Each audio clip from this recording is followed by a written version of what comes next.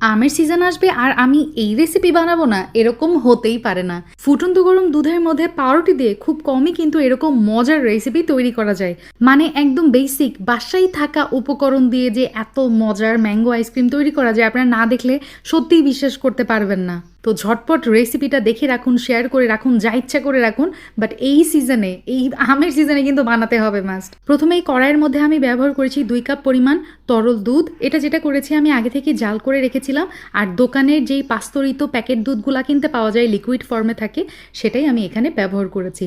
তো দুধের মধ্যে যখন বলক চলে আসছে না, এই পর্যায়ে আমি ব্যবহার করেছি হচ্ছে 3 পিস পাউরুটি। আমি সাইডের এজেসগুলা কেটে ফেলে দিয়েছি। তার সাথে দিয়ে দিলাম হচ্ছে 1/3 কাপ পরিমাণ চিনি।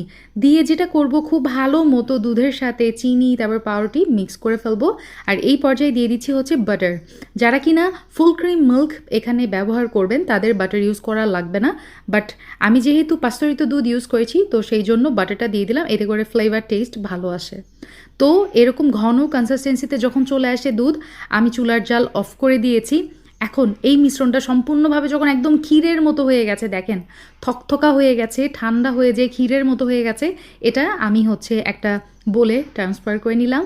তার সাথে ব্যবহার করেছি কতগুলো পাকা আম। এখন তো আমের ভরপুর সিজন, আপনারা ইচ্ছা মতো আম খান আর এরকম আমের মজার মজার রেসিপি বানিয়ে রাখতে পারেন।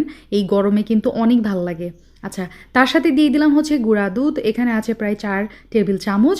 সব কাজ শেষ, আর কোনো কাজ বাকি নাই। এখন আমের সাথে এই ঘন মিশ্রণটা খুব সুন্দর করে ব্লেন্ড করে নিতে হবে। আপনারা চাইলে আমার মতো এখানে হ্যান্ড বিটারটাও ইউজ করতে পারেন। মানে মোট কথা হচ্ছে একদম এই মিশ্রণটা এরকম একদম স্মুথ হতে হবে, দ্যাটস ইট। এখন যেই পাত্রে আমি আইসক্রিমটা সেট করে নেব, সেখানে আমি এই আমের মিশ্রণটা ঢেলে দিলাম। ওপর দিয়ে গার্নিশিংয়ের জন্য কতগুলো ম্যাঙ্গো চাঙ্ক আমি ছড়িয়ে দিয়েছি, সাথে কতগুলো পেস্তা বাদামও ব্যবহার করেছি। That's it. এখন এটা কাভার করে আমি যেটা করব, ডিপ ফ্রিজে রেখে দিব ওভারনাইট, অথবা 8 থেকে 10 ঘন্টার জন্য ম্যাক্সিমাম। রাখলে দেখতে পারবেন এটা সুন্দর করে সেট হয়ে গেছে। এখন আপনাদেরকে আমি কেটে দেখাচ্ছি। জাস্ট নাও ফ্রিজ থেকে বের করে নিয়ে আসলাম, ডিপ ফ্রিজ থেকে। এভাবে আপনারা স্কুপ আউট করে ম্যাঙ্গো আইসক্রিমটা সার্ভ করতে পারেন। অনেক বেশি মজা হয়, অনেক বেশি